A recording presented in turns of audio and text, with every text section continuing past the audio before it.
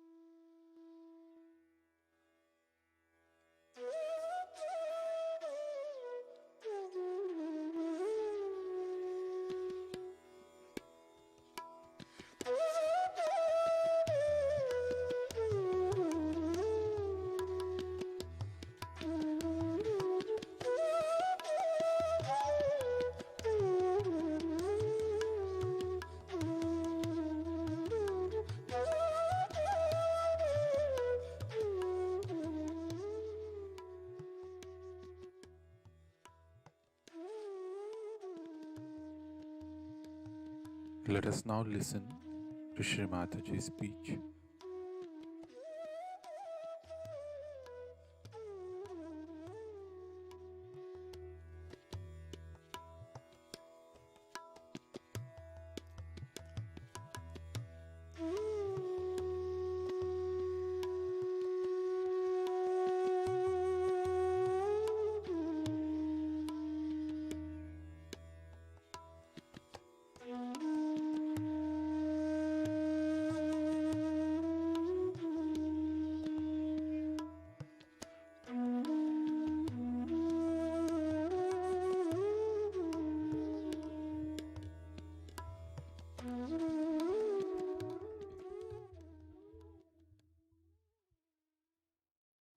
Today we have assembled here to do Sri Buddha Puja.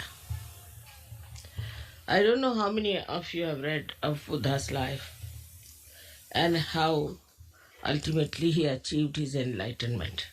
I don't know how many of you have really seen the Buddhists or have met them, those who call themselves Buddhist. As in every religion, all of them got lost into some sort of a fundamentalism because none of them got realization. And that's why everybody established their own style of religion. Even you can say that Tao of Lao Tse also, or Zen of Viditama, all of them are offshoots of the same.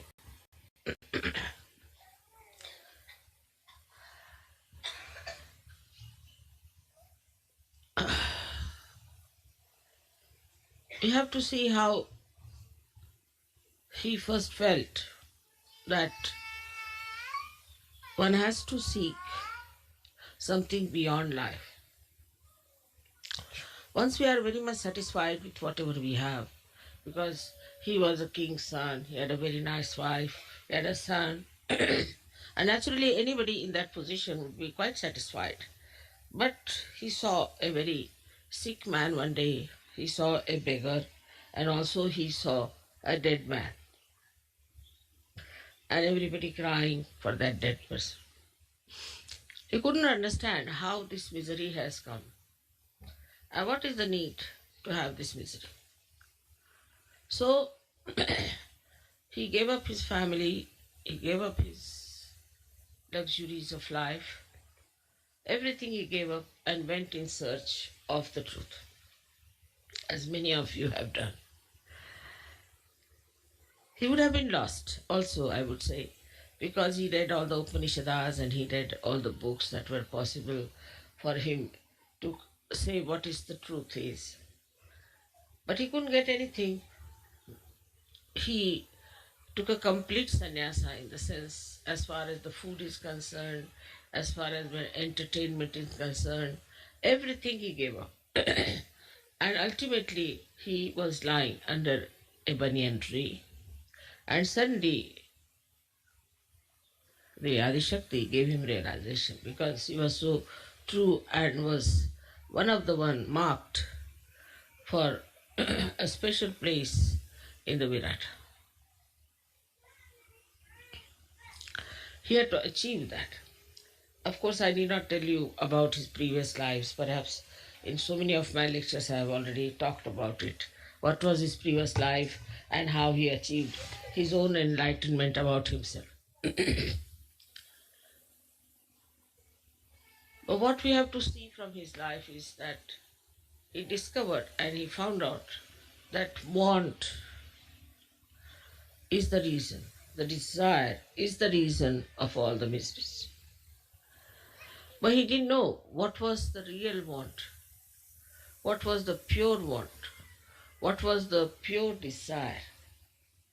And that's how he could not explain to people that they have to take to their awakening through their Kundalini. As he had followed such a ascetic life, that became the code for the Buddhist. The other day I was reading about Buddha when I was in Thailand, and I was surprised that the bhikkhus, that means the bhikkhu is actually Sanskrit, it means bhukshuk, is the one who asks for alms, or a beggar we can call it, but religious beggar. So he used to carry thousands of people with him, at least minimum of 1,000, bare feet, without any provision for food, without any arrangements for stay, nothing. And they were supposed to shave off their heads completely. No mustaches, no hair on the body at all. Moreover, they were supposed to wear only one dress. One long dress they had to tie up like this and cover themselves. Whether it was cold season or it was a warm season, whatever it was, they were not allowed to sing or to dance or to entertain themselves by anything. And food was just collected from the village, whatever they visited, whatever they got, very minimum, whatever they got, it was cooked for them, and they would offer their guru first and then eat that food. Imagine 1,000 people going like that, bare feet, in the scorching heat or in the mud or in rain. In all seasons they used to walk, giving up all their family relationships. Even if the husband and wife, both of them joined the Sangha, then they were not supposed to live like husband and wife. So to give up all other physical wants, mental wants, emotional wants, was the way they tried to follow because he said the bond creates it. But if you see the Buddhists, they do all these things. You'll be amazed, even if he's a king, he does that. And many kings who joined at that time, one of them was Ashok from India. He dressed up like that. He became like that. He started traveling in the same manner and tried to lead a complete ascetic life. Very difficult life it was, and they thought that by doing all that, they will achieve their realization. They say that two of his disciples did achieve. Their names are Moggallana and Sariputta. These two people got their realization. But the whole thing was absolutely a life dry and insipid. Had no fun in it. No children were allowed. No family life was allowed. So it became a very secluded, very harsh, I can say very dry life. Though it was called as a Sangha, means the collectivity.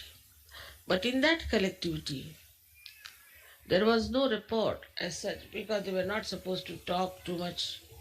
They were not supposed to discuss anything about, say, politics or economics or anything. Only they could talk about meditation of achieving the highest life. So you can imagine what sort of life they had to lead to become enlightened. And that idea continued in so many religions. Especially, it then started making people take away the money of the householders by saying that you have to give up everything. Of course, at the time of Buddha also, they had to give up everything and join the Sangha. But here, it was a genuine effort of Buddha to take them to enlightenment, to make them people who were knowledgeable about the absolute realities. But it did not happen. And that is the reason why we find that Buddhists have gone into different types of funny Buddhism. For example, now we have some Buddhism, say in Japan, where it was not allowed to kill any animal. So they said, all right, we are not killing any animal, but we can eat killed animals. They found out a solution out of that. Then also, then they could kill human beings because it's not allowed to kill animals, but we can kill human beings. So Japanese become experts in killing human beings. How people find out loopholes, you can see this very clearly. Then the second type of Buddhism came where this Lao Tse taught about Tao. But Tao actually he's the only one who started talking about Kundalini. Tao is the Kundalini. But that too was too much for these people. They just couldn't understand what he was talking about. But the way he expressed himself in paintings and other things, just to deviate from that kind of a harsh Buddhism. But somehow, despite that, it never took proper roots. And I have met people who follow Tao, and I absolutely don't understand how these people are following the path of Kundalini. There's a river called Yangtze by which, when you travel, you find variety of things. After every 5 minutes, the scene changes, all the beautiful mountains take another form, and you have lots of waterfalls, and it's very interesting. That is the Kundalini. Tao is that river. But it said that you should not divert your attention to these temptations which are outside. You should see them, but move. And that is what is Tao, which she brought in. But they got lost because they started painting all those things and doing all kinds of more into art. Basically, Buddha never thought of any art. He never wanted to have any art, and he didn't want to do anything with art. He said, but only thing is that you have to introspect and go within and deep down and find out what is the absolute truth. So the whole thing started deviating like this. Then this Zen system was the same as mixed up with Kundalini, which Viditama, one of his great disciples, who started in Japan. Now, the Zen system is that they used to put, I sometimes hit also on the back of the, what you call the spinal cord, on the chakras, and they would try to raise the Kundalini. All kinds of horrible things. In the Zen system, they developed very harsh methods of raising the Kundalini. It went to such a limit that I have met people who have broken their spinal cords. Then Kundalini will never rise in any case if the spinal cord. Please pay attention here. One lady walks out, then attention goes out. If your attention is so poor, please pay attention here. Do you understand that? If one person walks out, your attention should not go. And please don't come inside to disturb. You see, the trouble is we must understand that our attention has to be steady. Any lady walks out, if your attention moves out, then understand that you have to meditate more. Please keep the attention. So now, then this Viditama Zen also took a very different form. I met with the head of the Viditama Zen system, and I was surprised because they called me because he was very sick. So they said, Mother, please help him to cure. But I found he was not at all a realized soul and did not know a word about Kundalini. So I said, how are you the head? How is it that you have become the head when you do not know the meaning of Kundalini? So he said, what is Kundalini? He couldn't understand anything. I said, what is Zen? Zen is to meditate, dhyan. I said, all right. Well, what about it? Yes, there is. So confused even. Then I asked him, you are not a realized soul. Then how is it you are the head? He said, we never had any realized soul for now ages. Only for 6 centuries we had some Kashyapas, they called them Kashyapas. And after that we had no realized souls at all. So just think under what circumstances you got your realization. Without sacrificing anything, without giving up anything, without working out any one of these tapasyas, penances, because Buddha is a tapa. These 3 deities on your Agya Chakra, Christ, Mahavira and Buddha, 3 of them are tapa. Tapa means penance. You have to do penance. And penance now in Sahaja Yoga doesn't mean that you give up your wife or give up your husband, give up your children, give up your family. But here tapa means meditation. And for meditation you must know when to get up. That should be the most important thing for a Sahaja Yogi. The rest of the thing automatically will work out. And you'll understand. To grow your depth, you have to meditate. It's an absolutely simple thing. You don't have to shave your head. You don't have to starve yourself. You don't have to walk bare feet. You can sing, you can dance.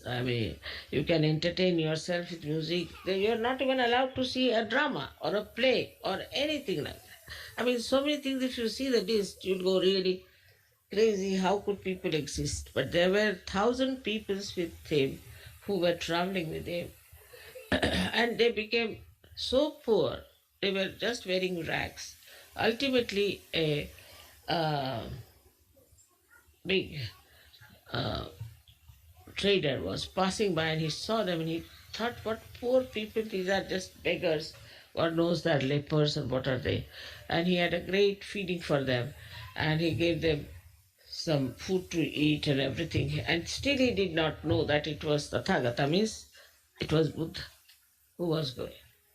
So the Buddha's main thing, Buddha itself means Bodh, from Bodh. And the Bodh means to know the reality on your central nervous system is the Bodh. You all have become now Buddhas without giving up anything, because whatever he gave up was all nonsense. It was a myth. If it was a myth, what's the use of giving up the myth? What does it matter if you listen to music? What does it matter if you dance? It doesn't matter at all. But these ideas went so deep into these people that you really feel such pity and such compassion that look at them, where are they getting lost? They don't eat their food, they have their food only once in a while and they are starving. They look like really worse than TB patients. But while you people look like really roses, beautifully, all of you are enjoying life and everything is there. But still, one has to know that we have to have that principle of Buddha within ourselves. And what is that principle of Buddha? Is that we have to do tapa. Tapa doesn't mean I don't say you starve yourself. But also, if you have too much interest in food, it's better to take too little fasting. I never said that you should not enjoy music. Never, no question. You should. But then you should enjoy music which is for your emancipation, for your awakening, for your ascent. I don't say don't do, you because yourself now you are a Buddha. Buddha was not to be told anything. He told everyone, but he was not to be told. In the same way, I don't have to tell you. It is only you have to understand. But sometimes we are really bound by so many conditionings that I find very difficult for people to understand what is the spirit. Spirit is boundless. It is a free expression of God's love. So when it comes to the free expression of God's love, the compassion, the love, then one has to understand, do we do that or not? Even now there are many conditionings which are still working in us. For example, some of you are like this, that I belong to this nationality, to that nationality, I am this, I am that. We are very proud of that. We cannot mix up with other people. We are too high for the other people, or something like that. You are now become a universal being. So how can you have these stupid limitations which are mythical again? So one must see, introspect and find out if we are having, what's the matter with her? Take her away. Also with your children you must see, very important how they behave. If they are aggressive or how they behave is very important, because they are also Buddhas, they are also realized souls, but they have certain conditionings in them and they are behaving according to those conditionings. Now, as it is, you can see there is light within us. What happens? That we start seeing what's wrong with us and we just drop it out. But even when you see that, if you cannot drop it out, then must know that you need more of power. Then you must learn how to raise your Kundalini, how to be connected with the divine power all the time, so that you are in thoughtless awareness and that you grow within yourself in a depth. I find the conditioning that is very much lurking still is my and mine in Sri Lanka jokes. Like before this, what I had heard about, say, English or all Western people, because I'm talking to the Western people here, that they didn't care for their family, their wives, their children. Every third day they were divorcing, or fourth day they are running off with some other husbands or something like that. Now I find they stick like glue. Wife becomes very important, husband becomes very important, my house becomes very important, my children become very important. And first they were not interested in children, now they are sticking on to children like as if with some glue. It's impossible for them to tell that, see, children belong to the Sangha, to the collective. You don't think this is your child. Once you start thinking like that, then you are limiting yourself and getting into problems. The country-wise also, the problems are reducing very much, I should say. Also, we don't like to be racist. I know people hate those who are racist. They want racialism to go away. As in India, I've seen Sajogis want all the caste system must go away. Because these are self-destructive. So we start seeing in ourselves what is self-destructive. What will destroy me?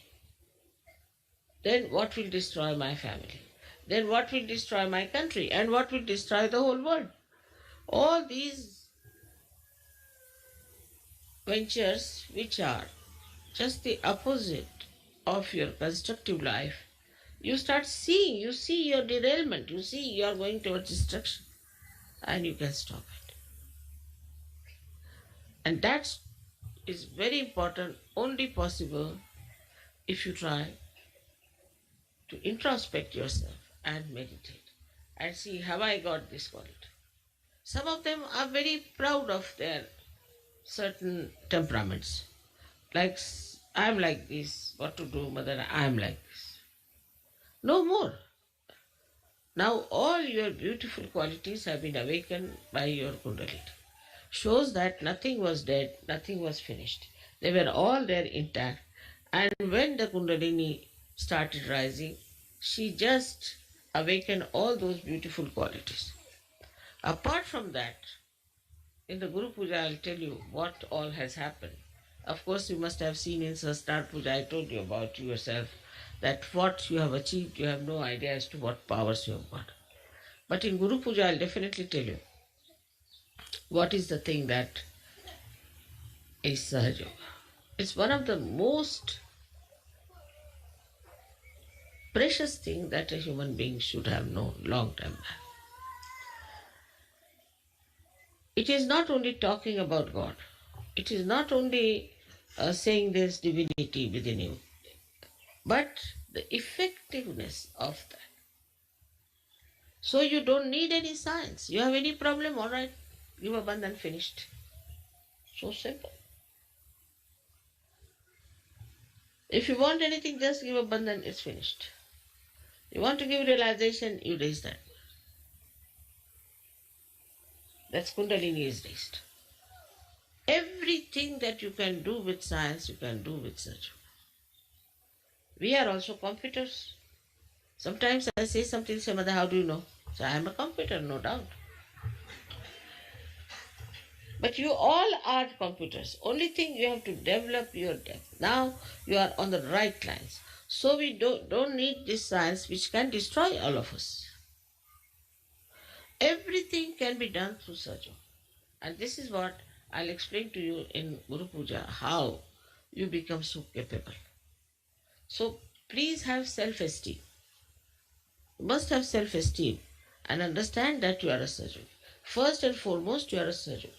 And as Sajogi, you have to achieve that state where you become absolutely capable of doing whatever science can do, whatever anybody could do. This is the real Siddhi, means you become an embodiment of all the powers. There's some people who come and tell me, Mother, we can't open our heart. I mean, I don't see you have an open heart surgery. But to open my heart means just see what's wrong with you. Can't you feel compassion? But I've seen people having an open heart for a dog or for a cat, but they don't have open heart for their children sometimes. Now, how can you not have an open heart in Sahaja Yoga? That's the first place where the spirit exists and it emits its light. And when it emits its light, that's the first place where you see the life of a person who is full of love. So how can it be there is this problem that I can't open my heart? This must be coming because you have only ego but no self-esteem. So Buddha is the one who is the killer of ego. He is the killer of ego. He is, as you have seen it, he is moving on your Pingala Nadi and comes and then settles down on this side, the left side. He is the one who is the controller of our ego, and how he has tried to compensate this right side. First of all, you must have seen the laughing Buddha.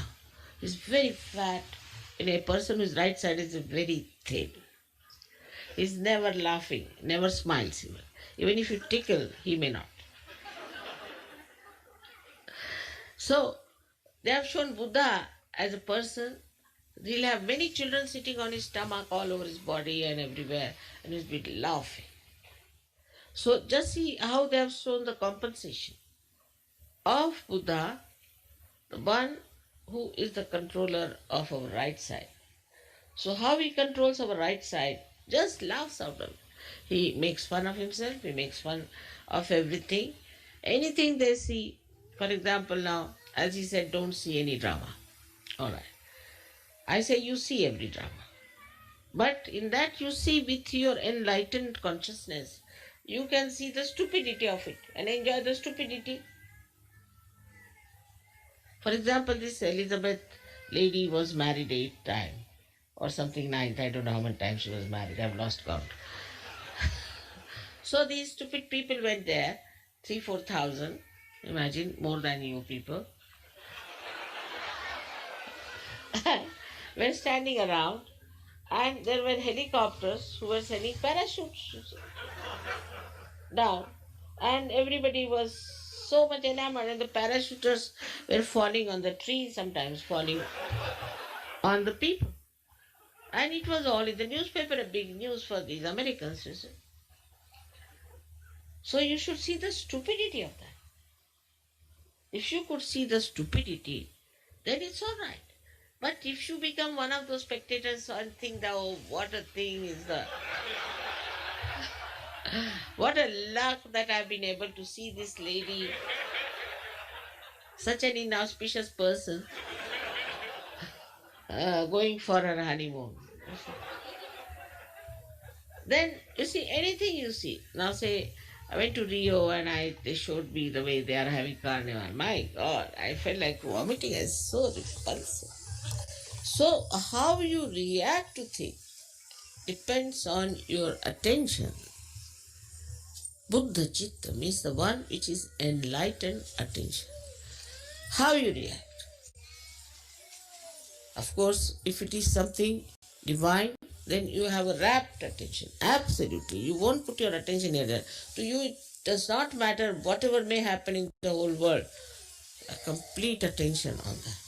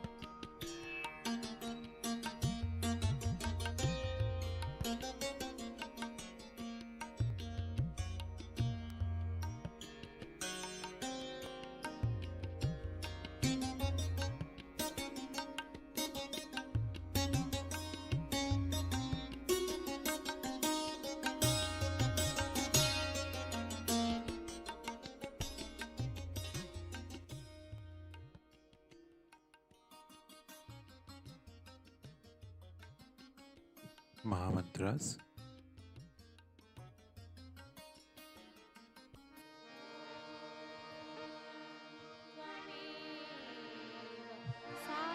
साक्षात्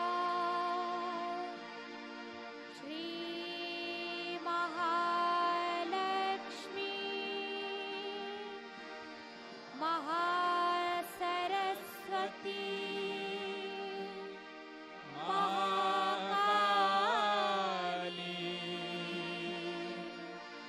त्रिगुणात्मिका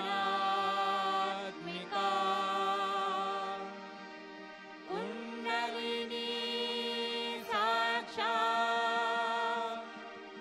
श्री आदिशक्ति माताजी श्री निर्मला देवे नमो नमः। ॐ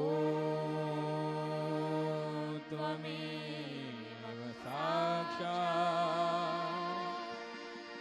श्री कल्की साक्षात् श्री आदिशक्ति माताजी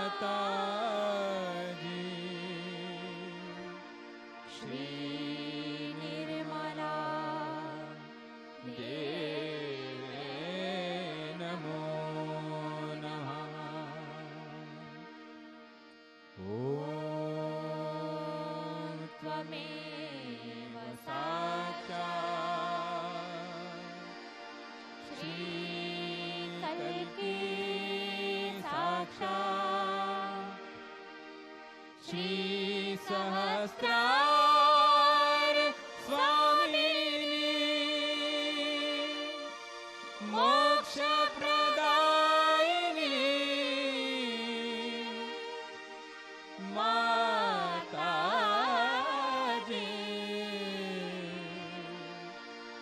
श्री निर्मला देवे नमो नमः।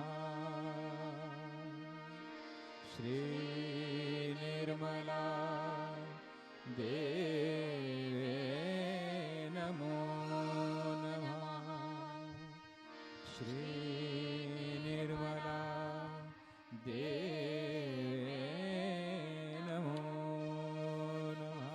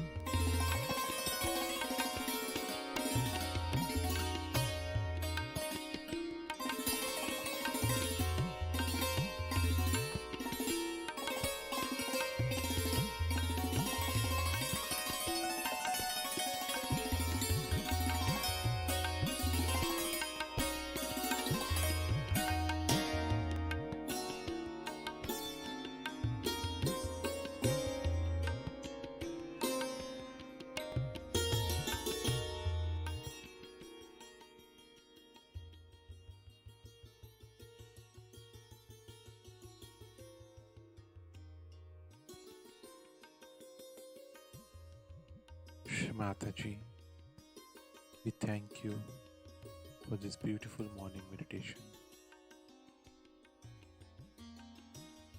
Let us all bow down to Shri Mataji, raise our Mother Kundalini and put Bandhan.